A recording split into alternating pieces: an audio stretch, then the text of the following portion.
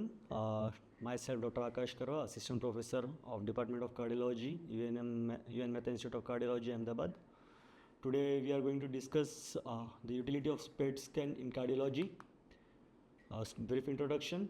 PET scan, that is positron emission tomography, is a molecular imaging technique. It utilizes intrinsic tissue characteristics as the source of image contrast, which leads to better understanding of integrative biology and provides earlier detection and accurate diagnosis of disease. It has found a utility in myocardial perfusion imaging, myocardial viability, myocardial inflammatory diseases, infiltrative diseases, and cardiac infections. In short, the basic principle of PET, that is positron emission tomography. The radio tracers used in PET undergoes radioactive decay, which releases positron. This positron interacts with the electron, which results in destruction of both particles and conversion into two photons of same energy, but they travel in the opposite direction. PET depends on detection of these photons simultaneously on opposite side detectors. The photons are then converted into electrical signals and processed into an image. In this PET can be combined with CT in hybrid PET-CT imaging, which delineates anatomical structure around the heart. The hybrid CT can be used to correct the attenuation artifacts. PET has also been combined with MR, and it is currently used only for primary research. Attenuation correction is challenging in these scanners. There are radio tracers used for PET scan. PET imaging is completely dependent on these radio tracers for tracking biological pathways in the body. The type of radio tracers chosen depends on many factors, including biodistribution, tissue target, radioisotope properties, and availability. An ideal radio tracer for myocardial perfusion imaging should be extracted from the myocardium at a rate that is linearly related to the myocardial blood flow. Most commonly used radio tracer for myocardial perfusion imaging are 82 rubidium and 13 ammonia. 18 fluorodeoxyglucose analog is used to image myocardial glucose metabolism. It is used for imaging myocardial viability, myocardial and vascular inflammation, and infective endocarditis. Differential uptake of glucose by ischemic cells or inflammatory cells as compared to the surrounding normal cells form the basis of using 18 fluorodeoxyglucose. These are various radio tracers used in PET scan: rubium, ammonia, water, fluorpyridase, 18 fluorodeoxyglucose, and acetate. Indications: there are various indications of PET scan in cardiology. This can be divided into non-invasive diagnosis and imaging guided biopsy diagnosis. For non-invasive diagnosis, inflammatory cardiac diseases like sarcoidosis, tuberculosis, coronary artery disease. For viability guidance, infective endocarditis, malignancy, cardiomyopathies, and vasculitis. This can also help in imaging guided biopsy diagnosis, therapy response, and monitoring the treatment prognosis, like in sarcoidosis, amyloidosis, vasculitis, malignancy, and post-myocardial arrhythmia.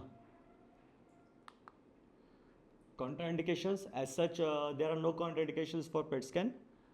Related contraindications include pregnancy, morbid obesity, and claustrophobia.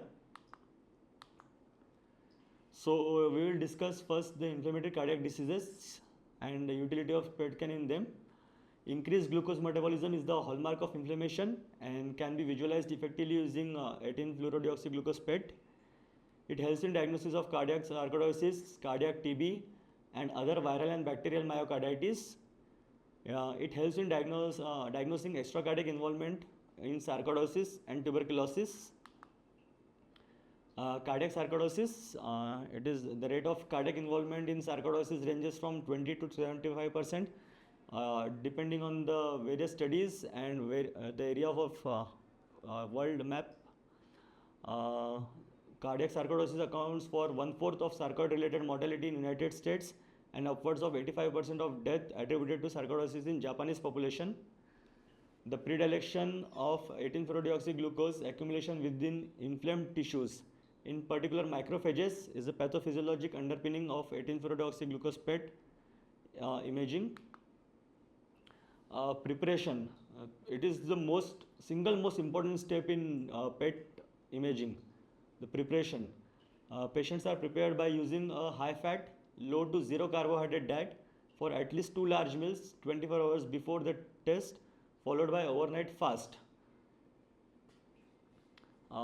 So after this diet preparation, a rest or PET scan is taken.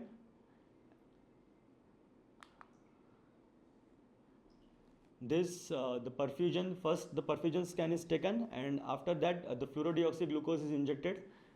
There are various patterns which can be which has to be interpreted for the results. This includes if the perfusion is normal and fluorodeoxyglucose uptake is normal. So as such, there is no problem. It is a normal scan.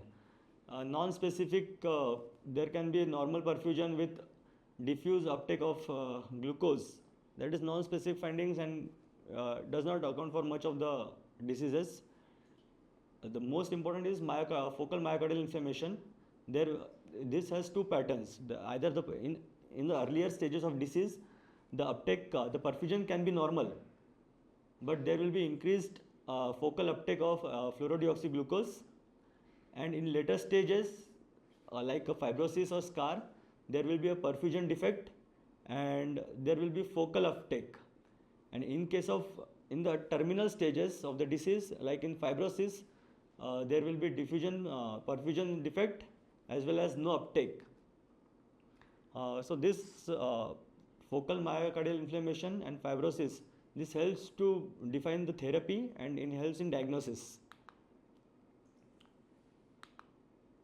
Differential diagnosis for cardiac sarcoidosis include cardiac TB, and this should be included in differential diagnosis of sarcoidosis, especially in TB endemic countries like ours, as there is similar uptake pattern of FDG in sarcoidosis and TB by PET scan. Whole body FDG PET helps in defining the extent of disease in particular lymphadenopathy and guide biopsy from accessible points. Histopathological diagnosis is necessary to differentiate between sarcoidosis and TB. The utility of PET versus CMR in sarcoidosis.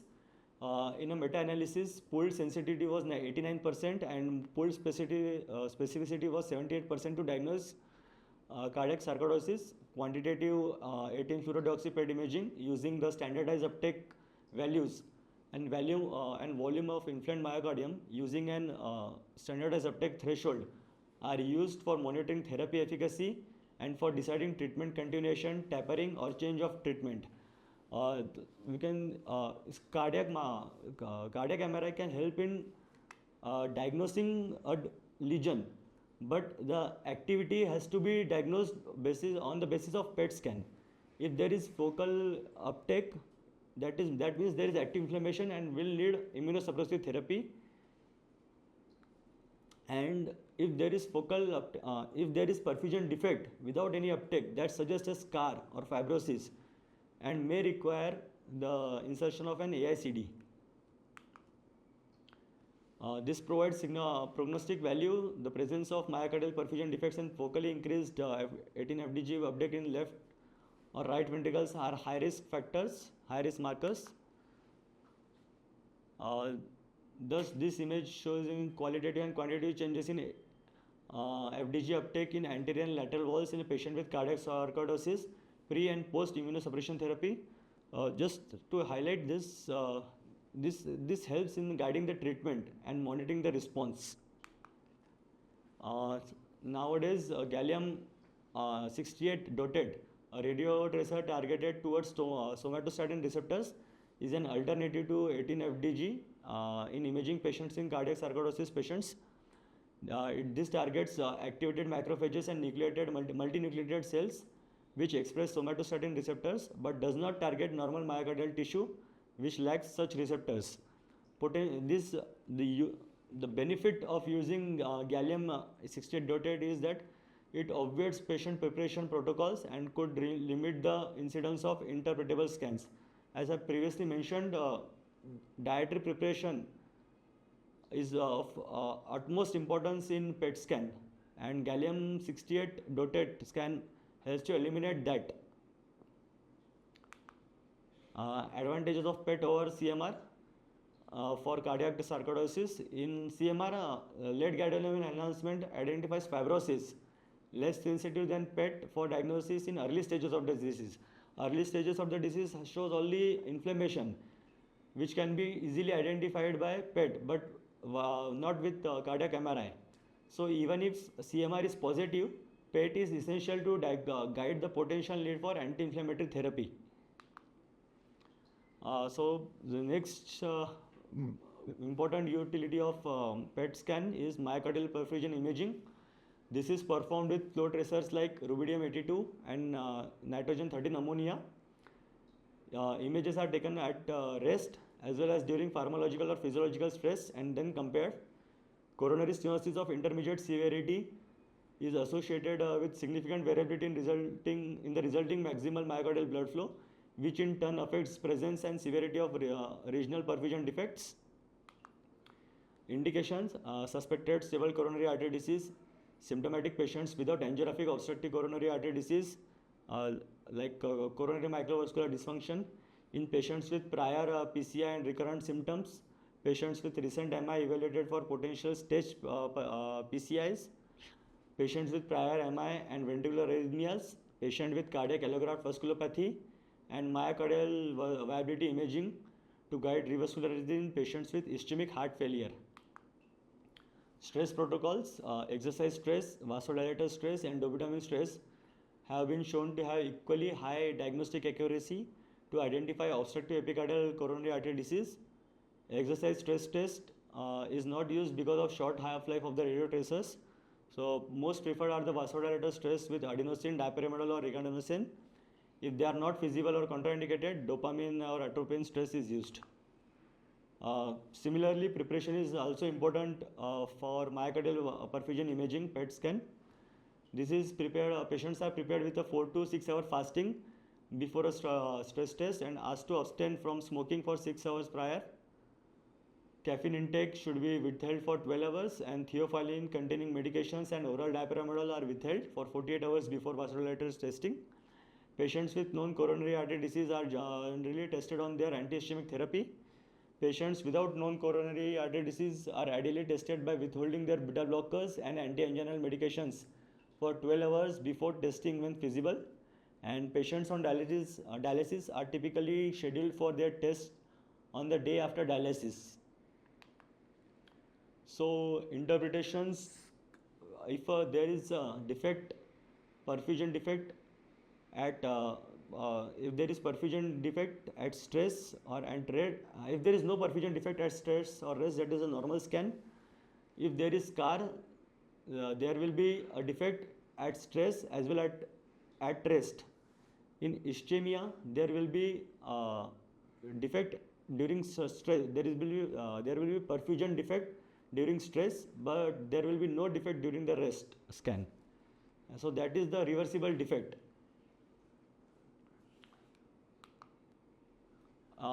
This can be the myocardium is divided into 17 cardiac model and can be given various scores and helps to identify the scar ischemic burden. Myocardial blood flow and myocardial flow rate. Myocardial regions with the highest myocardial radio tracer uptake are assumed to be supplied by normal or non-obstructive epicardial coronary arteries, and myocardial regions with decreased radio tracer uptake during stress are interpreted as being supplied by hemodynamically obstructive or flow limiting epicardial coronary arteries. So in these patients, the flow limiting effects of the remaining epicardial lesions with stenosis diameter more than 50% may be underestimated.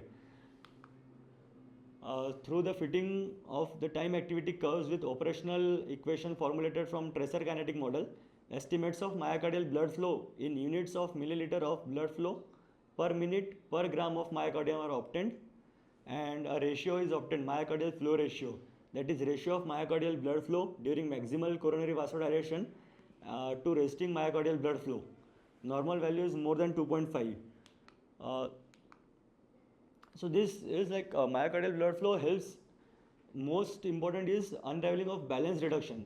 That is in SPECT scan or other scans, we can the perfusion is compared with a normal, the perfusion of a area is compared to the area with the highest perfusion, but the absolute value of the blood flow cannot be detected by a SPECT scan.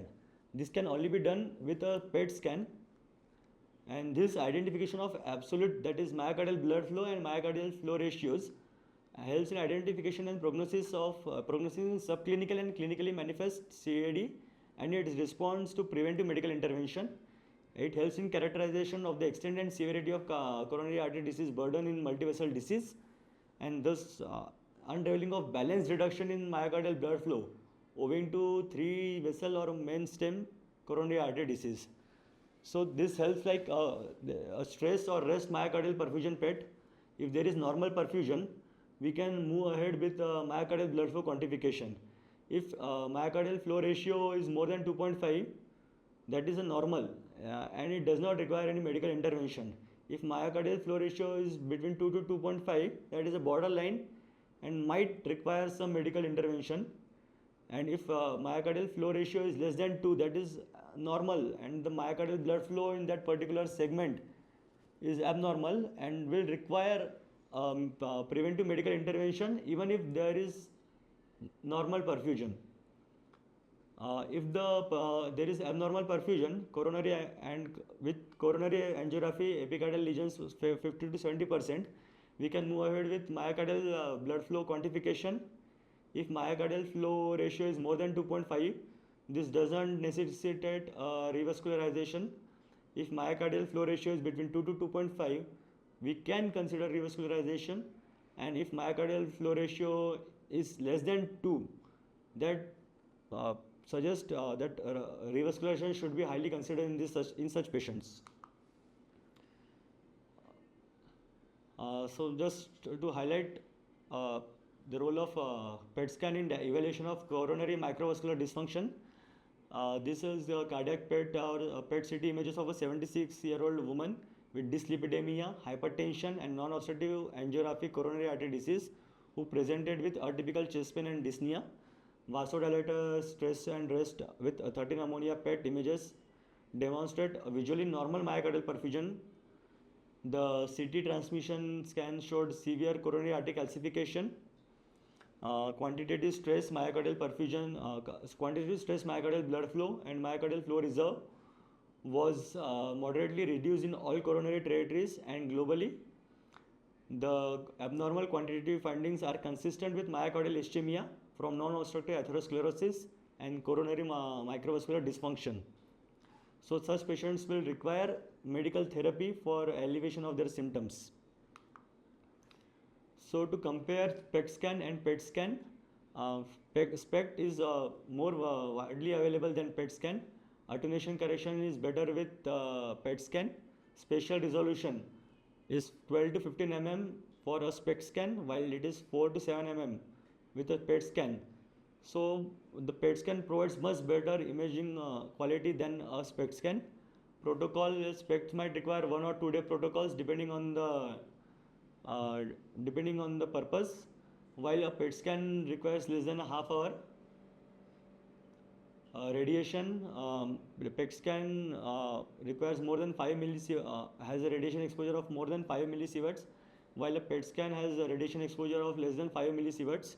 Images are better. Images can be interpreted qualitatively by a SPECT scan, but a quantitative interpretation can be done with a PET scan, and both can be hybridated with a CT or MR. So there are various studies for detection of flow limiting coronary artery lesions by PET scan, and all the studies have shown a sensitivity and specificity of around 90 to 95%. Prognostic value of PET perfusion measurements. In a study by Marwick et al. Among 685 patients undergoing PET myocardial perfusion studies, a normal scan was associated with a 90% cardiac event-free survival for 41 months. Among patients exhibiting small, moderate or extensive stress perfusion defects, the event-free survival declined to 87%, 75% and 75% respectively. In a study by Yoshinaga et al., normal PET myocardial perfusion scan was associated with 0.4% annual hard event rate, which included cardiac death or myocardial infarction, while the presence of mild to or moderate to severe perfusion abnormalities predicted an annual event rate of 2.3 and 7% respectively. In a study by Hong et al. With a single PET or CT exam in 695 consecutive intermediate risk patients suggests that the combination of PET perfusion imaging and coronary artery calcium scoring with CT may improve the coronary risk stratification. And a meta-analysis by Evinci and Pacific indicate that PET myocardial perfusion imaging is one of the most accurate non-invasive techniques for detecting flow-limiting coronary artery disease. So prognostic value of PET determined myocardial flow reserve showing major adverse cardiac events within subgroup some stress score. So to compare PET scan, SPECT scan and CMR, the sensitivity of PET is 85% while specificity is around 86%. For SPECT scan, it is sensitivity is 83% and specificity is 77%. For CMR, sensitivity is 86% and specificity is 83%. The role of PET scan in myocardial viability. The principle of using PET with fluorodeoxyglucose for assessing myocardial viability is based on the concept that viable tissue has preserved glucose metabolism while scarred or fibrotic tissue does not. The clinical objective of myocardial viability assessment is to identify patients with coronary artery disease and reversible left ventricular dysfunction in whom regional and global LV function as well as prognosis may be favorably altered with revascularization. So in these patients also the preparation of a patient is of utmost important. Patients are prepared by a 6-hour fast. On arrival, finger stick glucose is checked and they are given an oral glucose drink. 45 minutes later, finger stick glucose is checked again and IV regular insulin is administered to drive down the glucose level to less than 150 before administration of 18-fluorodeoxyglucose. So, if there is a perfusion defect with wall motion abnormal and there is uptake increased uptake of fluorodeoxyglucose. This is a mismatch pattern and it suggests hibernation.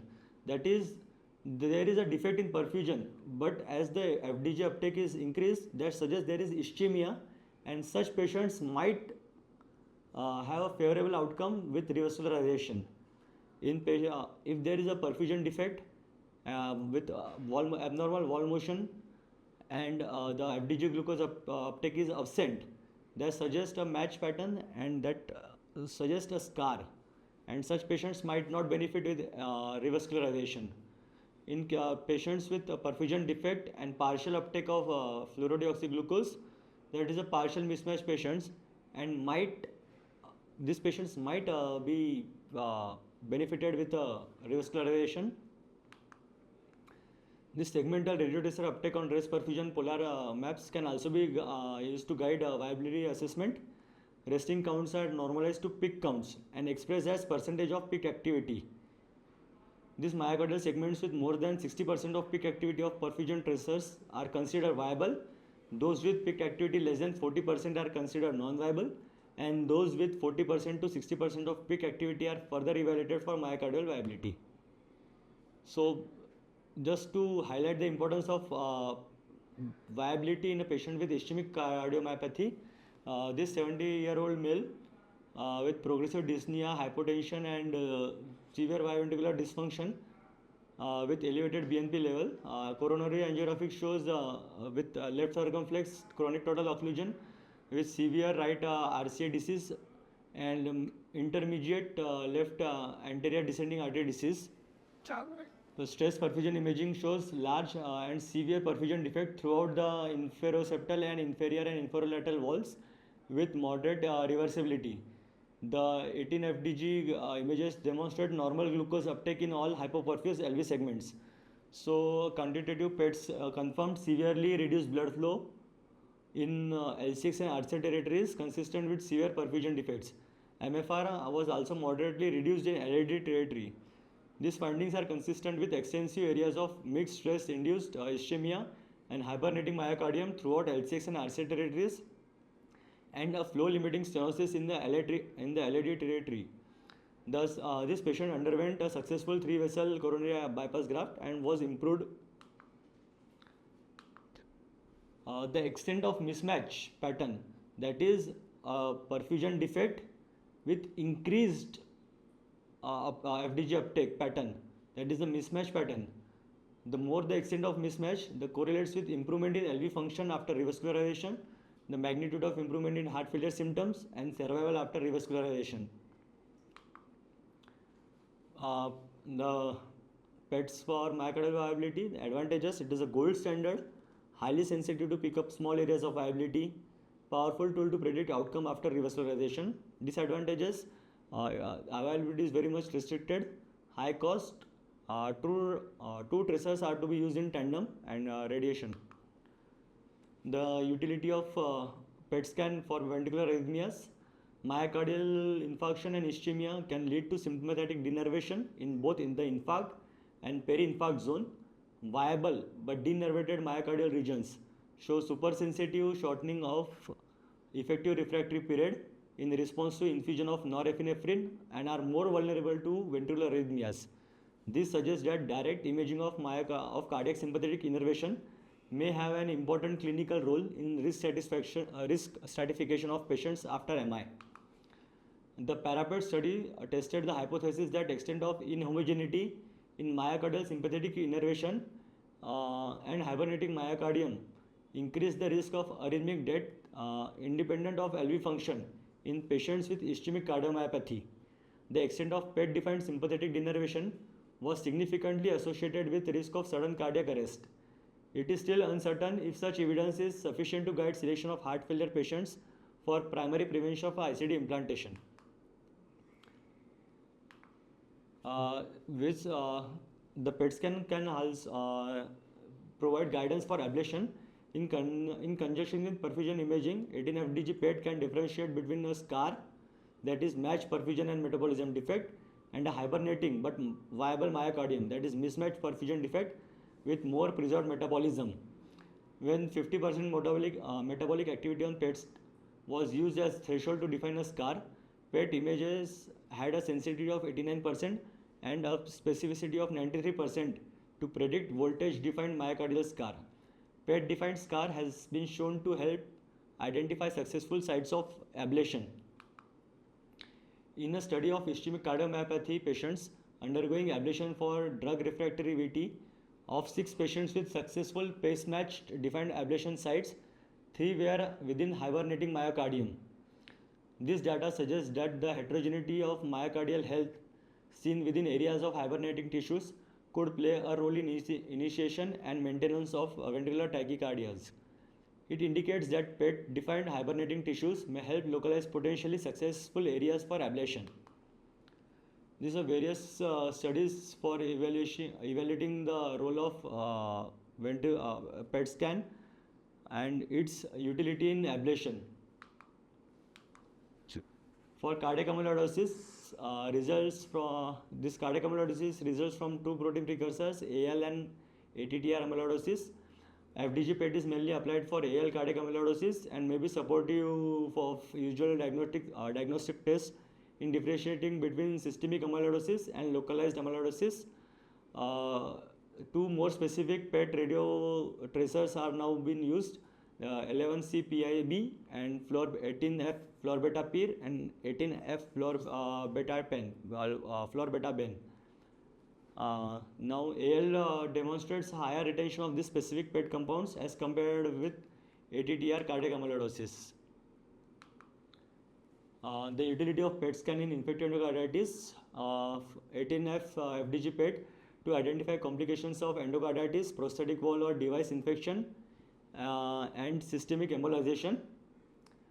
Contrast enhanced CT along with 18F FDG PET enhances the evaluation of complications from infective endocarditis.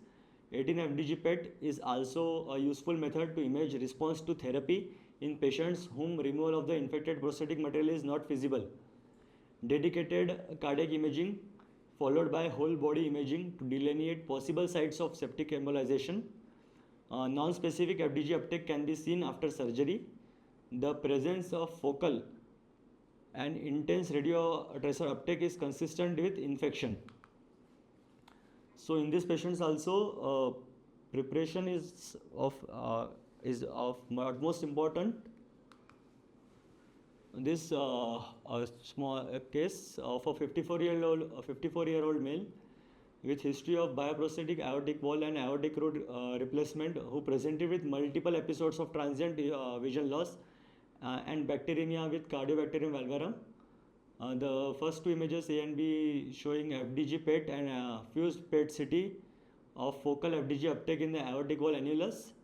Transesophageal echocardiogram showing a vegetation in bioprosthetic aortic wall and the thickened aortic root that could represent an abscess. D CT showing the 3D image showing the explanted aortic wall, showing aortic wall destruction from endocarditis. ENF, the selected axial view of CT angiogram and its corresponding FDG PET image at the level of pulmonary artery bifurcation, and shows increased tissue density around the aortic root, suggestive of abscess. The select FDG PET image showing a focal region with absent FDG uptake in spleen, consistent with splenic infarct, likely embolic, and FDG PET images of feet demonstrate multiple focal areas of uptake consistent with septic emboli. So PET scan can be used for diagnosing infective endocarditis, abscess, the spread of septic emboli. The European, the 2015 ESC guidelines on infective endocarditis included an abnormal PET scan activity, PET activity around the site of prosthetic wall implantation detected by PET only if prosthesis was implanted more than 3 months prior as major criteria for infective endocarditis. In ESC guidelines, the PET, FDG PET was also indicated for cases with possible or rejected infective endocarditis with high clinical suspicion for prosthetic wall endocarditis. Utility of PET scan in coronary atherosclerosis. The two main radiotracers used to evaluate atherosclerotic coronary plaques for inflammation and instability include 18-FDG and 18F fluoride. 18-FDG to detect recruitment of metabolically active macrophages in coronary plaque, and to accumulation and activation of macrophages in plaque increases the likelihood of rupturing through the release of proteases that break down collagen in fibrous cap. So the detection of macrophages in a plaque and their activity can help to identify the vulnerable plaques. Sodium fluoride to identify both vulnerable and ruptured plaque based on vascular calcification. Mechanism is related to release of osteogenic activity in the early stages of atherosclerosis and inflammation. Microcalcification consists of hydroxyapatite deposit on the extracellular matrix and compromise the integrity of the fibrous cap, visualized as increased 18 fluoride uptake on PET when the surface area of hydroxyapatite crystal reaches a critical mass, resulting in the rupture or imminent rupture of the plaque. So in short, to summarize, PET is based on imaging of positrons from various radionuclides. PETs can help in diagnosis, prognosis, and monitoring therapy in inflammatory and infective diseases. PET is gold standard for imaging myocardial viability.